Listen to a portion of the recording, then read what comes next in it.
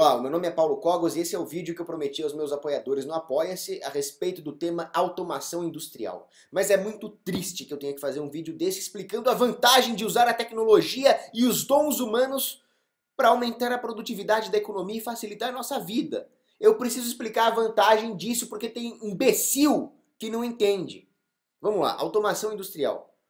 Isso é o que nos diferencia dos animais. A automação nos torna humanos. Afinal, quem faz o mesmo trabalho da mesma maneira, sempre de forma repetida, sem alterar o nível de produtividade, é animal. Um castor sempre vai fazer uma barragem da mesma forma. Um João de Barro sempre vai fazer o ninho da mesma forma. Eles nunca vão se aperfeiçoar. Quem se aperfeiçoa, quem usa a inteligência para aumentar a produtividade, para criar máquinas que tornem as nossas vidas e a vida dos nossos semelhantes mais confortável, é o homem. E se a nossa vida é mais confortável, nós também seremos mais produtivos em tudo. Afinal, nós conseguimos ter uma vida de contemplação e pensamentos elevados no momento em que nós temos mais conforto. Só para começar. Vejam que a automação industrial denota caridade. Antes de tudo, a caridade infinita de Deus para com o homem, que nos dotou dos dons necessários para que nós desenvolvamos métodos de automação industrial, o que torna o nosso exílio aqui na Terra um pouco mais tolerável. E depois, caridade do homem para com Deus e para com o próximo. Afinal, através da automação industrial, o homem ordena as coisas do mundo para a glória de Deus e para o benefício do próximo, santificando o trabalho, como dizia São José Maria Escrivá. E assim o homem eleva a civilização, aumenta a produtividade da economia e provê bens e serviços melhores e mais baratos para os seus semelhantes. Epístola aos Hebreus, capítulo 13, versículo 21. Que Deus vos torne aptos para todo bem, para que façais a sua vontade, operando ele em vós o que é agradável aos seus olhos por Jesus Cristo, a quem seja dada a glória pelos séculos dos séculos. Amém. Tornar o homem apto para todo bem. Tornar o homem capaz de fazer boas obras. Esse trecho se refere à graça de Deus, aos dons do homem e também à tecnologia humana que nos torna aptos a realizar obras. Essa tecnologia inclui a automação industrial. O verbo usado neste trecho da Bíblia, em grego, é katartizai, que significa também equipar. Esse equipamento é tudo aquilo que permite ao homem aperfeiçoar-se nas obras. Isso inclui as máquinas, ou seja, negar o valor da automação industrial é uma atitude anticristã. Na Idade Média, houve uma revolução industrial que pouca gente conhece e as invenções floresciam a ponto de os padres nas igrejas entoarem cantos gregorianos agradecendo a Deus por essas invenções, bem diferente de hoje que tem comunistinha para falar mal da automação industrial e querer destruir as máquinas, como por exemplo o Lula, que é lá no ABC e fala, não pode ter máquina para fazer carro, porque senão vai roubar os empregos. Ele via com o sindicato e ameaçava os empresários. Isso é anticristão. Ser contra a automação industrial. Esta é a prova da malignidade da esquerda, uma obra do demônio na Terra. Como é que eles são contra uma tecnologia que facilita a vida do homem, que faz o trabalho pesado para o homem e melhora o padrão de vida? Demônios! Eles veem aquele filme Tempos Modernos do Charlie Chaplin, que ele fica lá apertando as parafusetas lá na fábrica. Clac, clac, clac. Aquele trabalho repetitivo, uma coisa desumana até. E aí a tecnologia, o empreendedorismo vem com uma máquina que faz isso para o homem e a esquerda é contra, seus malditos desgraçados. Aí tem aquela figura deplorável daquele comunistinha covarde Leonardo Stolpa que se recusou a debater comigo porque ele tem medinho. Ele fala que ele não debate com alguém que não é formado em economia, justamente porque quem não é formado, quem é autodidata realmente sabe economia, diferente de gente que foi neurointoxicada pelo MEC nos bancos doutrinadores das escolas. Ética da automação. Eu tenho uma empresa. Eu decido otimizar o meu processo produtivo colocando máquinas na minha empresa. Minha empresa, minhas regras. Isso não se aplica a úteros, mas se aplica sim a empresas. E a esquerda é contra? Vocês saiam da minha empresa, seus demônios malditos, vermes, cães purulentos, víboras assassinas. Ou vocês vão tomar bala. A automação que vocês vão receber é a automação de uma metralhadora. Que é o que vocês merecem. Seus vagabundos. Para mim a discussão acabou aqui, o vídeo acabou aqui. O empresário tem direito de escolher o método produtivo que ele achar adequado e acabou. Ele tem direito de otimizar os processos produtivos da sua própria empresa e acabou. E negar esse direito é negar a propriedade privada. E quem nega a propriedade privada dessa maneira tem que morrer! Comunistas biltres! Imundos canalhas! Mas como ninguém dá a mínima para a propriedade privada e para a ética, eu vou ter que prosseguir o vídeo com argumentos filosóficos, econômicos, etc. Perguntaram certa vez para Winston Churchill, que também é um canalha da pior espécie, mas era um bom frasista. Churchill, qual o segredo do seu sucesso? Ele respondeu, o segredo é a economia de esforços. Não faça em pé o que você puder fazer sentado, não faça sentado o que você puder fazer deitado. E nisso Churchill tem razão. Economia de esforços é necessária, o tempo é escasso, a energia é escassa, e esses recursos devem ser empregados de maneira mais produtiva, realocados segundo a razão, de maneira a atender finalidades mais urgentes. É isso, a automação industrial permite isso. O jornal do Vaticano, L'Osservatore Romano, disse muito bem dito, a máquina de lavar fez muito mais pelas mulheres do que pílula anticoncepcional e voto. Aliás, pílula anticoncepcional e voto só atrapalham a vida da mulher. Mas a máquina de lavar é uma bênção. Permite que a mulher tenha mais tempo para si mesma, para o seu marido, para os seus filhos, talvez até para trabalhar fora. Esta é a vantagem da automação industrial. Mais uma vez o Vaticano tem razão. E por falar em Vaticano, encíclica Mater et Magistra, do Papa São João XXIII.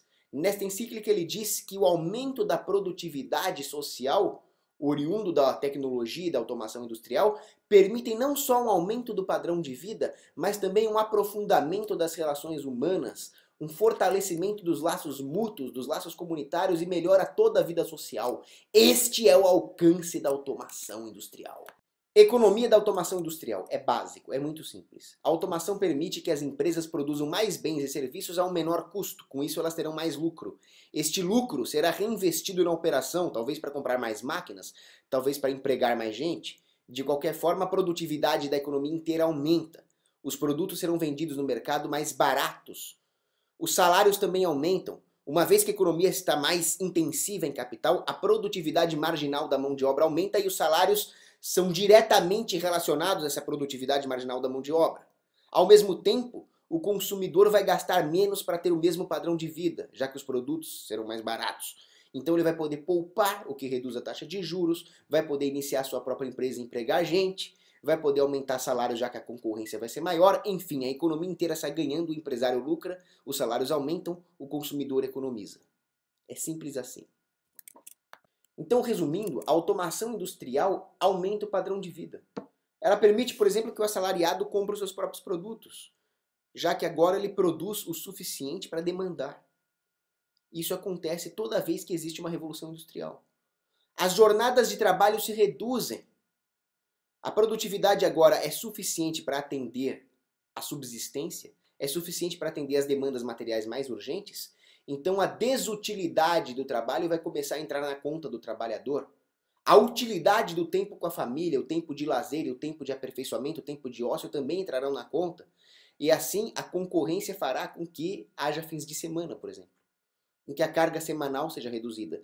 Quem deu o fim de semana para o trabalhador não foi o sindicatozinho de esquerda, não foi o Paulinho da Força, não foi o Luiz Inácio Lula da Silva.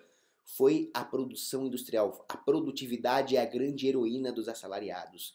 E os efeitos benéficos da automação industrial prosseguem na economia. Firmas menores se tornam viáveis.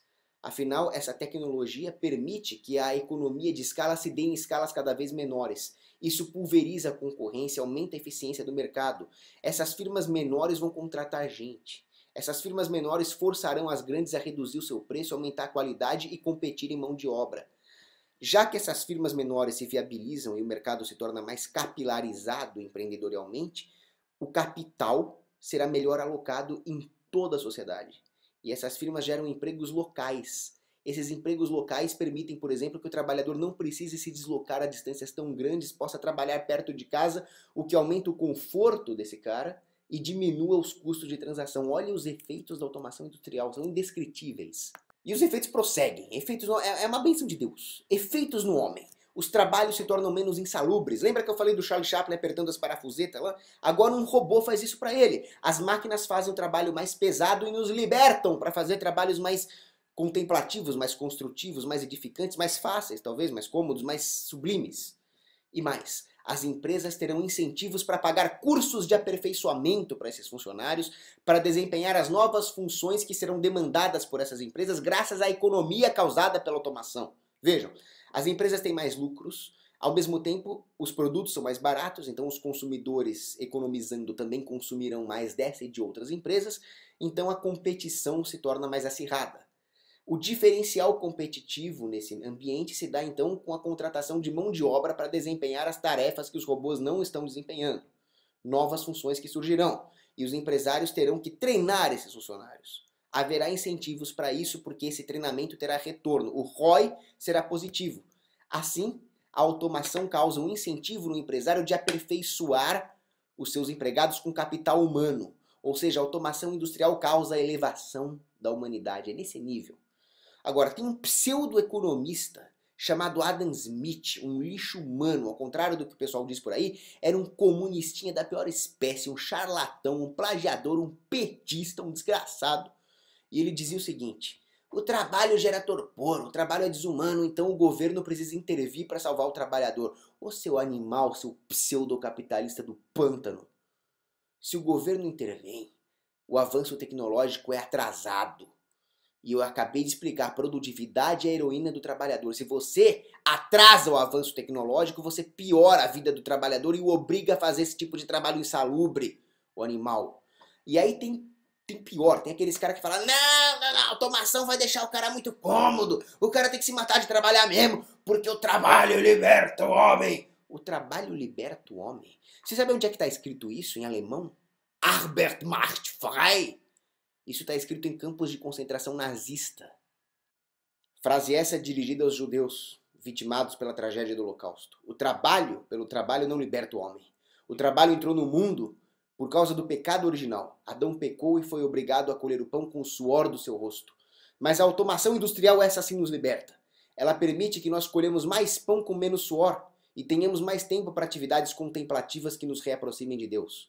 O trabalho pode ser usado como meio para se aperfeiçoar nas virtudes e assim ordenar o mundo através de boas obras movidas pela fé. Isso nos liberta, afinal nos reaproxima de Deus e portanto nos liberta.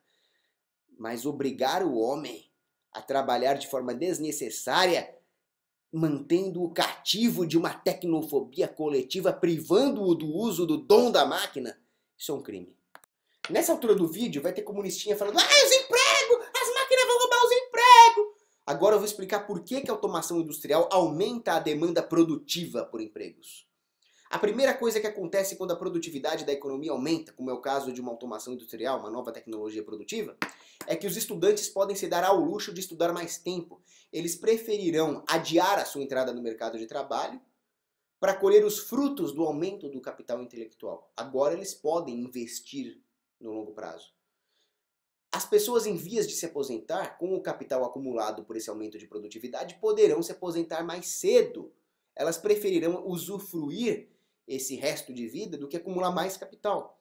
E as pessoas que estão em plena idade produtiva vão tirar mais férias, vão querer aproveitar os benefícios desse aumento de produtividade, diminuição dos preços, para aproveitar melhor o tempo livre. Assim, abrem-se vagas para aqueles que estão urgentemente demandando emprego, aqueles que são mais pobres. Ou seja, os mais ricos poderão aproveitar outras coisas da vida que não os bens materiais, e os mais pobres que estão necessitados de emprego finalmente poderão ter essas vagas abertas. Esse é o primeiro efeito. A automação industrial tem, portanto, um efeito realocativo metafísico na sociedade, já que as pessoas que mais valorizavam o tempo livre finalmente poderão exercê-lo, abrindo alas para aquelas que mais valorizam o trabalho e o salário que dele advém. Isso é lindo! O segundo efeito eu chamo, modéstia à parte, de lei de Cogos. A lei de Cogos diz o seguinte: já que o aumento da produtividade oriundo da automação industrial permitiu que necessidades materiais muito urgentes fossem satisfeitas, a sociedade poderá demandar trabalho, mão de obra, em funções que antes não eram demandadas pelo seguinte: o custo de oportunidade de efetivamente demandar essa nova mão de obra, ou seja, os salários, é menor. Porque as necessidades das quais você abre mão ao contratar essa mão de obra são menos urgentes do que aquelas que já foram satisfeitas pelo aumento da produção industrial. Essa lei pode ser verificada empiricamente. Tome, por exemplo, o Paleolítico. Ou você ia matar mamute, ou você ia colher frutinha. Não tinha muita desculpa além disso. Não, mas eu sou um grande roteirista de teatro, eu sou um grande dramaturgo. Cara, você tá no Paleolítico. Ou você mata mamute ou a tribo te expulsa. Mas graças a meu bom Jesus Cristo, a automação industrial cresceu exponencialmente de lá para cá. E isso permite que nós tenhamos a vasta gama e variedade de empregos que nós verificamos hoje. Você pode ganhar a vida sendo um testador de camas. Você pode escrever legenda de filme para o Netflix. Você pode ser hostess. Ou seja, você pode ganhar a vida sendo bonitinha. Você pode ganhar a vida sendo empacotador de supermercado, aproveitando-se do comodismo das dondocas que não querem colocar a compra dentro do saquinho. Eu também não sei colocar a compra dentro do saquinho. Então, o livre mercado e a automação industrial permitem que qualquer habilidade seja aproveitada ou que alguém possa ganhar a vida sem ter habilidade nenhuma graças ao comodismo de um ou de outro. Isso é uma maravilha, isso é lindo. A automação industrial permite que sejam criadas demandas por empregos que nós nem sonhamos. Demandas produtivas para calar a boca de comunista. Por que a mão de obra é produtiva? E, portanto, por que existe demanda por mão de obra? Por causa da visão do empresário. Ao contrário do que marxista vagabundo fala. O empresário disponibiliza o capital de uma maneira racional, de forma que o trabalhador possa operar esse capital de maneira produtiva, gerando lucros. Se não fosse o empresário, não haveria emprego e o trabalhador provavelmente morreria de fome.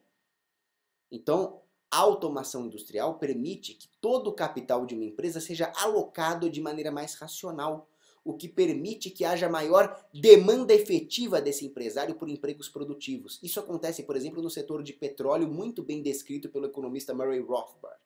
Ele diz que quando o setor petrolífero se automatizou, surgiram demandas muito variadas por mão de obra em vários setores da produção de petróleo, no refinamento, na contabilidade, na engenharia, na construção, gerando muito mais empregos e com muito melhores salários do que antes da automação. O terceiro conde de Halsbury, amigo de ninguém mais, ninguém menos do que J.R.R. Tolkien, nos dá o exemplo da contabilidade computadorizada. Com o advento da computação, as empresas passaram a empregar computadores para fazer cálculos contábeis, e com isso muitos contadores ficaram com medo de ter as suas profissões tornadas obsoletas. Ah, nós vamos pro olho da rua, ninguém mais vai nos contratar. Aconteceu o contrário. As empresas resolveram problemas contábeis usando computadores de forma muito mais rápida e a baixo custo, o que permitiu que elas economizassem recursos para resolver problemas mais complexos e que demandavam contadores humanos. Antes da computadorização, problemas com este nível de complexidade sequer eram passíveis de abordagem, sequer era viável pensar neles, mas agora eles podem ser abordados pela empresa usando ou computadores ou contadores humanos, graças ao dinheiro que elas economizaram com a automação. E o fato empiricamente verificado é que essas empresas contrataram mais contadores a maiores salários e ainda pagaram pela sua qualificação. É simples. Imagine que uma empresa use contadores humanos para fazer cálculos contábeis simples como a previsão de estoque. Se ela passa para os computadores, ela economiza recursos e pode agora se dedicar a pensar em problemas mais complexos envolvendo, por exemplo, a previsão de demanda dos consumidores, depreciação, problemas logísticos mais complexos que requerem habilidades humanas e conhecimento de regras. Agora elas podem fazer isso.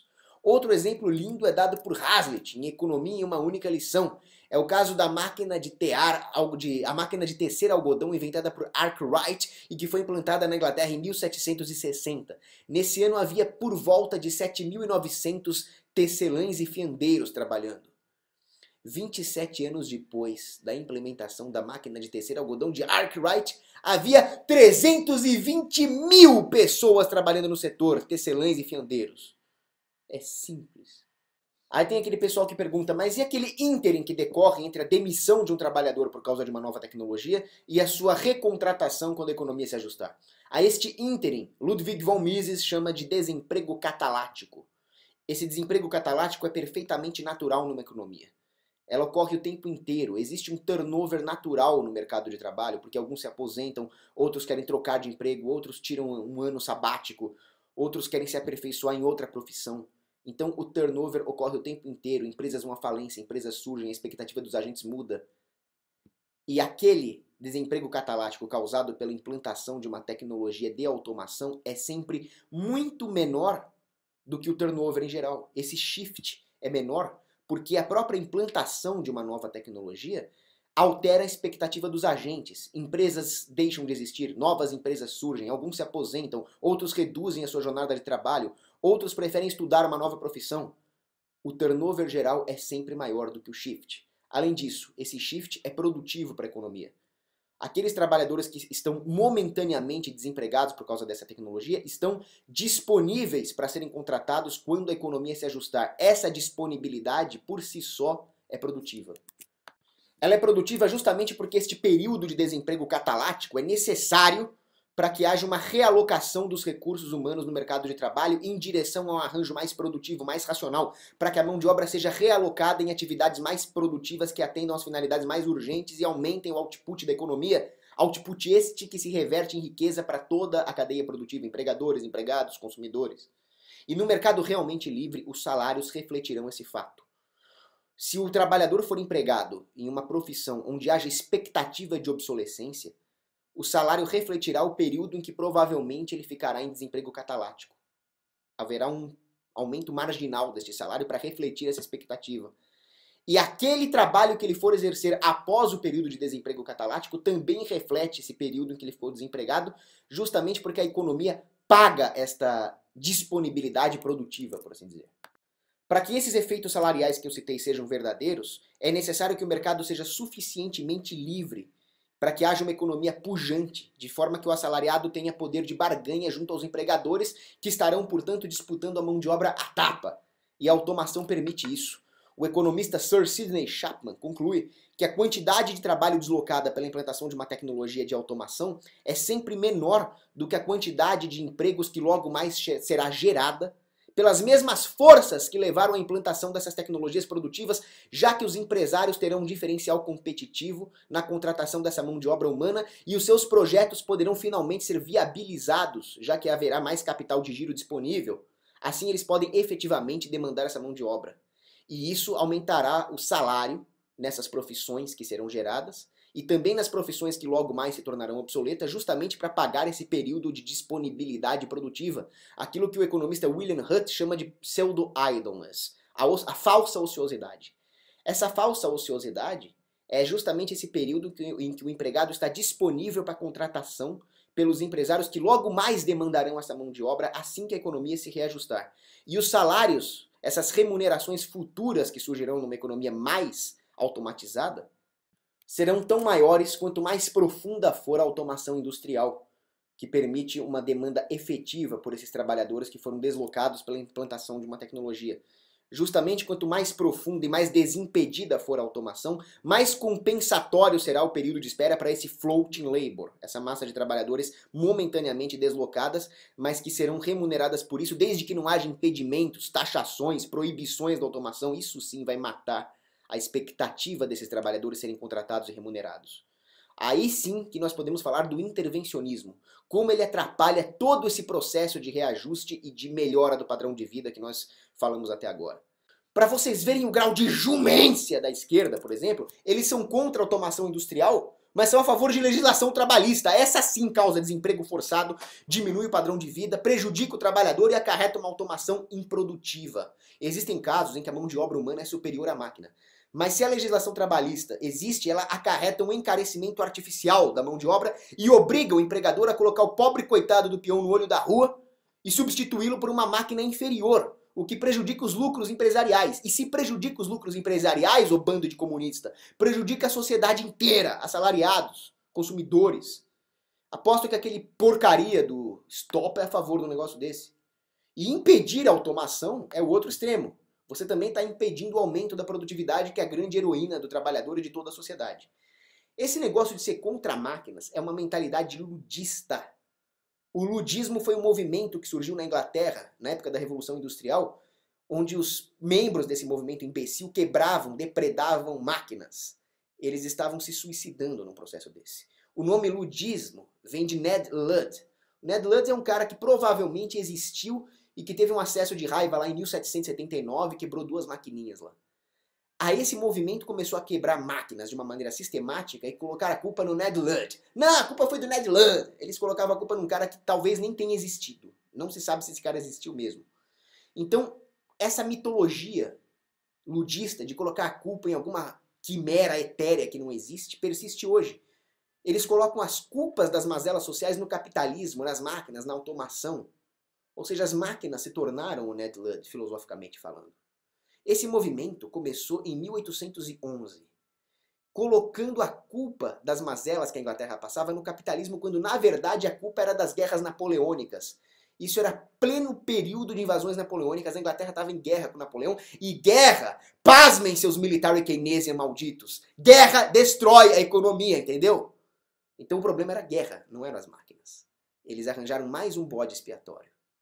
E o grande objetivo do movimento ludista era matar o emprego dos pouco qualificados. Afinal, o advento das máquinas permitiu que trabalhadores pouco qualificados fossem empregados, já que eles podiam rapidamente operar uma máquina, o que era mais simples e requeria menos habilidade do que o artesanato. Lord Byron, que era um pilantra, admitiu isso na Câmara dos Lordes, quando ele fez um manifesto a favor dos luditas. E ele disse o seguinte: não, porque a qualidade dos produtos produzidos pelas máquinas é inferior, e agora tem um bando de empregados não qualificados e nós colocamos os artesãos nas ruas. Ou seja, justamente o barateamento da produção e a contratação de empregados pouco qualificados, que somadas aumentam o padrão de vida do pobre, e como eu já expliquei, gerariam também demanda por artesãos, já que uma pessoa mais rica poderia sim preferir um produto artesanal e pagar mais caro por isso. Justamente todos esses efeitos benéficos que eu citei eram objeto de ódio do ludismo, um movimento que objetivava privilégios indevidos de curto prazo. Mas ainda assim, eles são menos piores do que o neoludismo. O neoludismo não é mais um lobbyzinho em busca de privilégio, é a rejeição da própria civilização. A ideologia do neoludismo preconiza até a matança de cientistas e engenheiros. Eles rejeitam todo o progresso tecnológico e conforto material. É a ideologia daquele psicopata diabólico do Unabomber, que queria matar pessoas envolvidas com o progresso técnico, explodir uma bomba, um terrorista da pior espécie, está preso. Mas esse cara é da mesma laia do Estopa, que quer usar esta prostituta pervertida chamada democracia, voto democrático, para impedir o progresso tecnológico. Eles são ainda mais covardes do que o Unabomber. O Estopa é mais covarde que o Unabomber.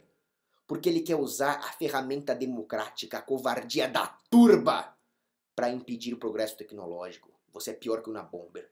E digo mais, você não tem nem o direito de se dizer marxista. Porque Karl Marx, por pior que ele fosse, ainda é melhor que você. Ele não era contra o uso da máquina. Karl Marx, que você nunca leu na tua vida miserável, ele fez uma distinção entre ferramenta e maquinário. Maquinário é a máquina-ferramenta inserida no modo de produção capitalista, segundo Marx, onde o homem serve à máquina. Mas destruir a máquina, dizia Marx, seria burrice, porque essa máquina seria uma ferramenta que serve ao homem caso ela fosse controlada pelo proletariado. Essa é a ideia marxista que você não leu. É óbvio que Marx é outro pulha, outro psicopata, é só ver o resultado da ideologia assassina dele na China, onde os trabalhadores não têm tempo nem para respirar. Mas o fato é que ele ainda é menos pior do que essa geraçãozinha de comunistinhas New Age que tinham que tomar, sabe o quê? Tiro de falta!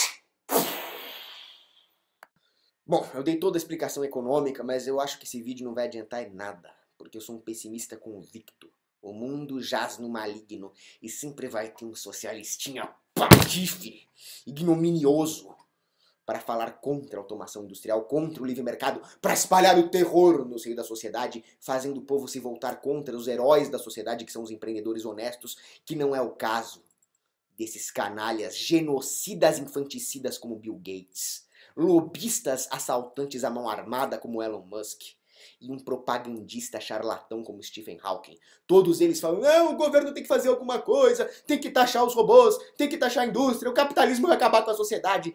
Seus malditos, vocês deveriam ser todos mortos por empalamento, com lança-chamas, com formiga tucandeira na boca imunda e venenosa de vocês. Esses corporativistas safados possuem bilhões advindos de monopólios e oligopólios protegidos por lobismo, protecionismo, regulações e concentração de mercado causada por taxação. É por isso que eles são contra o capitalismo. Ou então, como é o caso do Stephen Hawking, recebem mesadinha do governo para fazer propaganda do sistema. Todos esses canalhas, que por isso são socialistas, têm medo das flutuações de mercado que ocorreria num capitalismo verdadeiro, onde haveria uma miríade de pequenos, micro e médio empreendedores concorrendo entre si e colocando em xeque esses falsos empreendedores desonestos puxa-sacos do governo. É por isso que eles fazem tanto alarmismo a respeito do que seria uma automação mais plena da sociedade, e é por isso que eles pedem medidas que seriam horríveis para o pobre, como a taxação dessas máquinas, a taxação dos robôs ou uma renda básica universal. Vamos tratar de refutá-los. Para começar, todo esse alarmismo corporativista em torno de uma sociedade plenamente automatizada baseia-se na premissa de que ela teria características de pós-escassez e que uma parte da sociedade então ficaria completamente alienada da cadeia produtiva e não poderia usufruir de nenhum bem e ao mesmo tempo não seria empregada já que ninguém mais os demanda, então morreriam de fome. Esse é o argumento desses babacas. Primeira coisa, não existe pós-escassez no universo físico. O universo físico é um todo composto por partes, obviamente, e essas partes são limitadas. As necessidades humanas, por sua vez, são infinitas. Como dizia Santo Agostinho, o homem tem dentro de si um buraco em forma de Deus. Só Deus pode saciar o homem. O universo material finito, limitado, não pode atender às infinitas demandas humanas. Logo, a pós-escassez não existe nesse universo e não pode sequer ser concebida num filme de ficção científica, se você quiser que esse filme tenha alguma verossimilhança. E digo mais, infelizmente, nós nunca chegaremos a um nível próximo da pós-escassez, porque aqui é o nosso exílio. Nós, degredados filhos de Eva, sempre teremos que lidar com a escassez. Mas como seria uma sociedade que chegasse próxima a esse nível, onde as máquinas produzissem a um custo próximo de zero quase todos os bens materiais dos quais nós precisamos? Essa sociedade seria maravilhosa. O nível de prosperidade seria tal que o mais simples dos homens, o mais humilde dos cidadãos, o menos qualificado dos trabalhadores teria um estilo de vida nababesco, de fazer inveja a um sultão. Seria a difusão do nababo por toda a sociedade. Isso aconteceria porque os preços seriam irrisórios. Então as pessoas poderiam contratar mão de obra humana para satisfazer luxos sequer imagináveis hoje. Pagariam um salário muito pequeno para essa mão de obra, e este pequeno salário poderia adquirir todo tipo de bem material, poderia adquirir um iate de luxo, já que ele seria produzido a custo quase zero. Em suma, os salários nominais seriam baixos, mas o seu poder de compra real seria digno de Midas. E nós podemos chegar próximos disso. Como? Através de um livre mercado onde os empresários sejam livres para comprar robôs, para investir em pesquisa e tecnologia e assim automatizar as suas indústrias. Através do progresso tecnológico nós podemos nos aproximar desse cenário róseo, desde que não existam esses comunistas para tentar nos impedir de sermos felizes. Eu sei que nessa altura do vídeo ainda vai ter gente falando mas uma parte da sociedade que não tiver máquina vai ficar alienada e vai morrer de fome. Bom, eu achei que nós já tínhamos passado disso, mas eu vou explicar pacientemente. Tomemos o pior cenário possível, worst case scenario.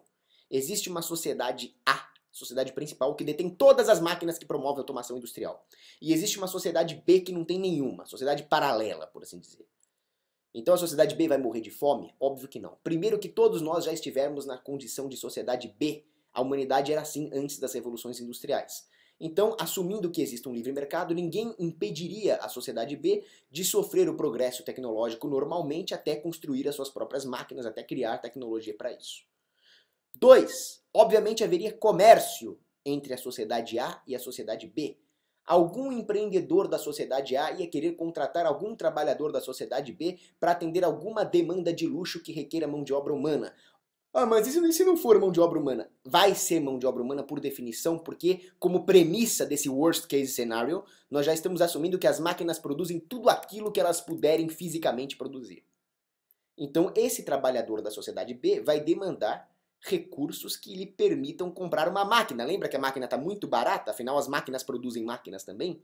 Logo haverá uma difusão do capital da sociedade A para a sociedade B. E aí, esse trabalhador da sociedade B poderá usar as suas máquinas para produzir bens e serviços para outros membros da sociedade B, difundindo todas as benesses dessa tecnologia. É simples assim.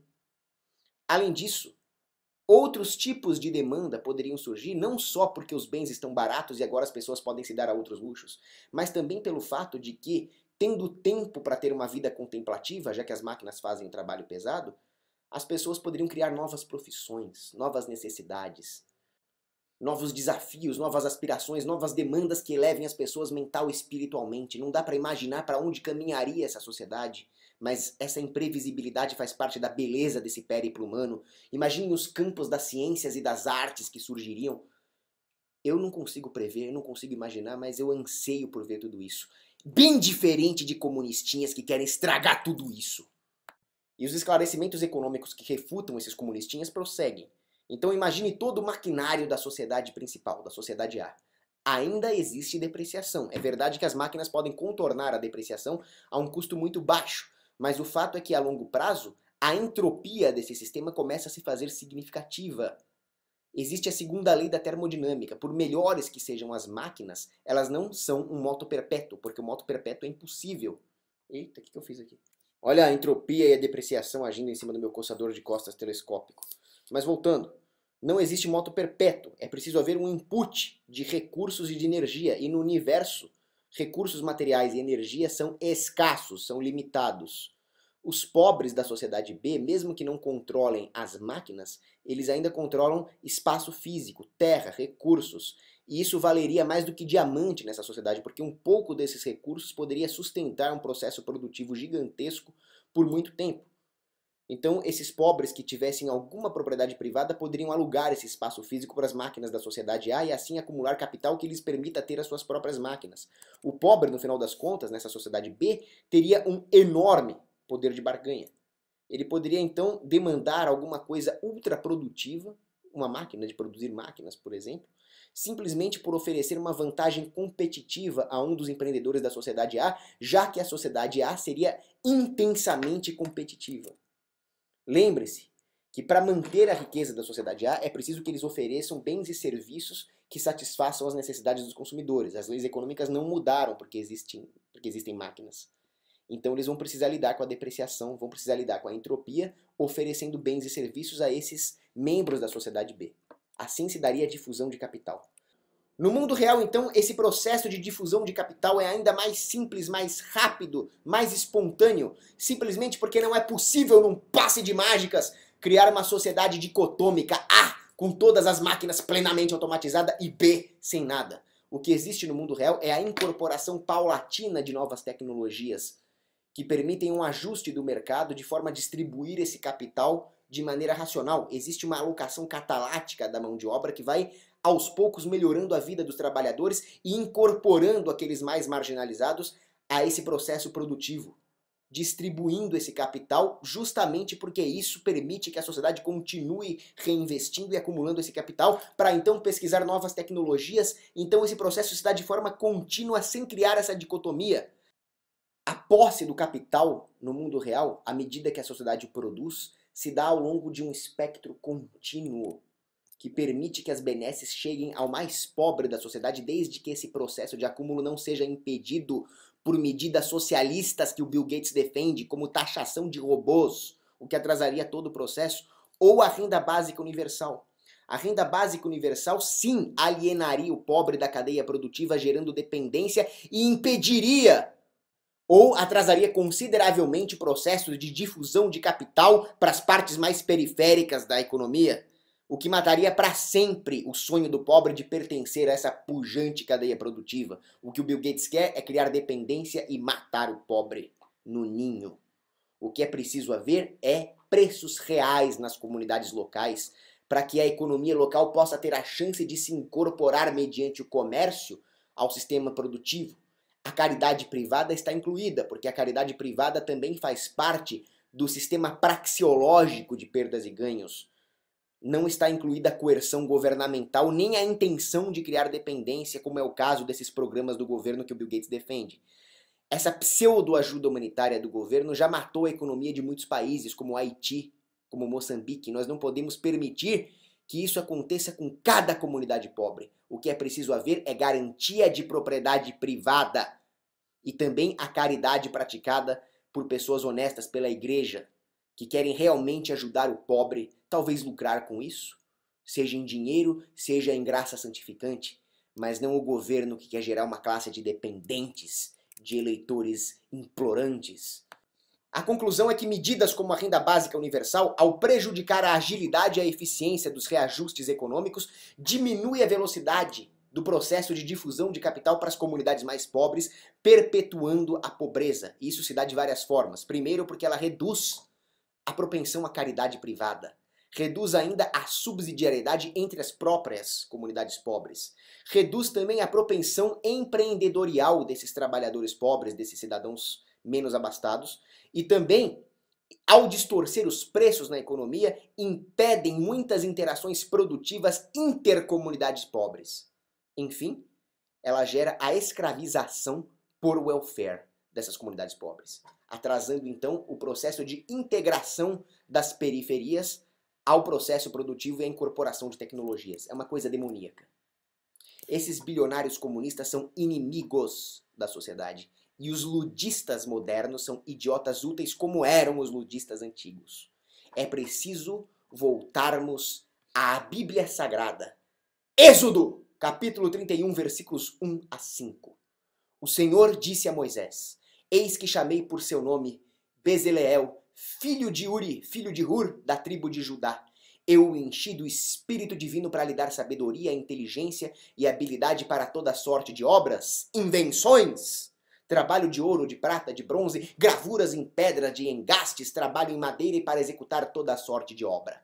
Enfim, Deus nos dotou dos dons necessários para promover a automação da sociedade e melhorar a capacidade produtiva da economia, para prover conforto aos nossos semelhantes. A capacidade de desenvolver essas tecnologias é um dom do Espírito Santo Paráclito. Nós devemos ser gratos a Deus e não agredir os semelhantes nossos que tentam nos ajudar com essa tecnologia. Um abraço.